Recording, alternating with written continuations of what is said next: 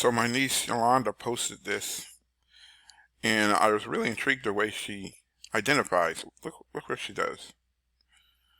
The immature Yolanda and the mature Yolanda. So she understands that there's an immature voice in her and a mature voice in her, and that was really impressive. I like the way she did that because that is so true.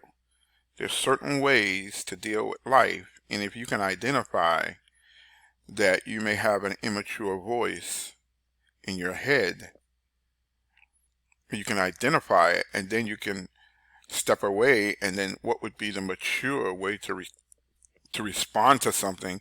I think life can go much better for a lot of us when we can identify and understand and choose the mature way. Now, with that being said, then I saw this quote. I saw this. Check this out. Both basic lessons in life. So I'm going to give you a synopsis of the story. Basically, this man tries to save the snake. The snake bites him. He was in fire, so he bit him, right? And so he dropped the snake back into the fire. But then he went and got a pole, a metal pole, and he used it to save the snake. And so someone was watching and said, why would you help that snake? Because he's biting you. And the guy said, well, that's the nature of the snake, to bite me, but my nature is to help him. And so he says down here, don't change your nature just because someone has hurt you. Don't lose your goodness of mind, but learn to act carefully. So I think that's a mature response.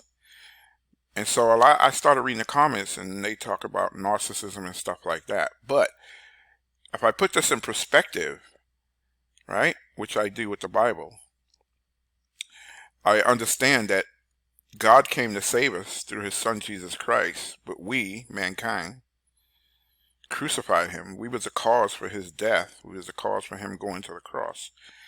He was scorned and ridiculed, lied upon. So in essence, we were biting the hand that came to save us. To this day, many Jews don't like him, don't even like to mention his name. And he's, yeah, but he did it anyway. He still reaches out his hands to save us. Why would he do that? Because he's a lover.